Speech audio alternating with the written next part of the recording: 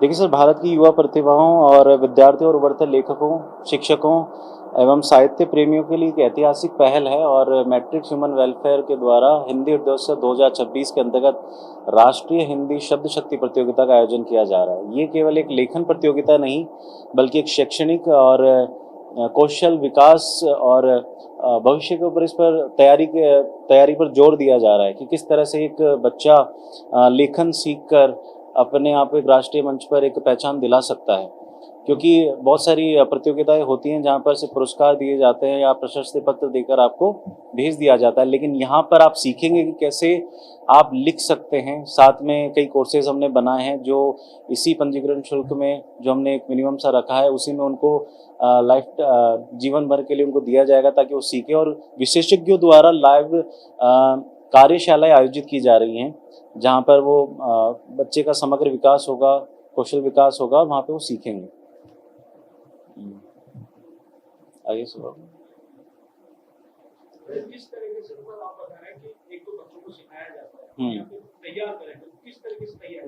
देखिए, इसमें कई कैटेगरीज में रखा गया है। इसमें जो इसका जो प्रथम चरण है वो विद्यालय स्तर पर आयोजित हो रहा है, कक्षा 6 से 12 तक के लिए।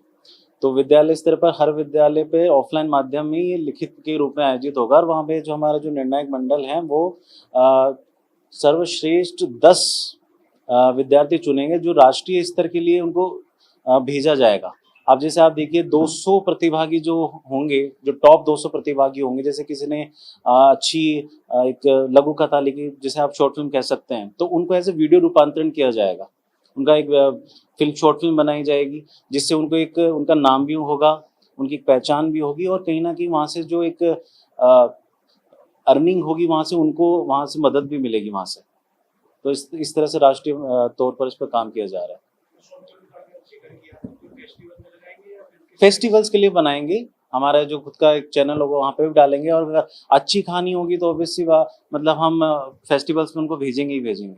जैसे बड़े बड़े फिल्म फेस्टिवल्स होते हैं वहाँ पे उनको लगाया जाएगा। अब बात करते हैं हिंदी और इंग्लिश को लेके काफी विवाद रहता है। कई जगह हिंदी नहीं चलती थी क्योंकि पूरे नेशनल लेवल पे इंग्लिश चलती है। हिंदी को आप कैसे देखते हो? क्या आपने हिंदी को बढ़ाने के लिए क्या आवश्यकता है कि आज के समय में हर कोई एक अपनी हिंदी में पहचान पाता है? देखिए सर, लेखन को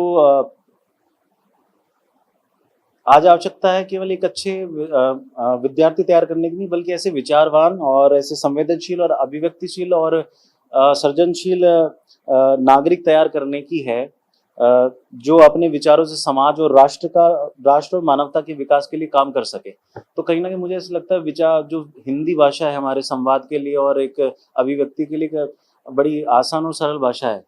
कहीं ना कहीं अंग्रेजी में मानता हूँ कि हाँ आप आराम से उसमें बात कर सकते हैं, लेकिन हिंदी हमारी एक मातृभाषा भी है और राज्य संघ भाषा भी है और जैसे हमारे प्रधानमंत्री जी भी कहते हैं हिंदी भाषा को आगे बढ़ाने के लिए काम कर रहे हैं, तो हम एक उसी पहल में हमारा ये एक प्रयास है।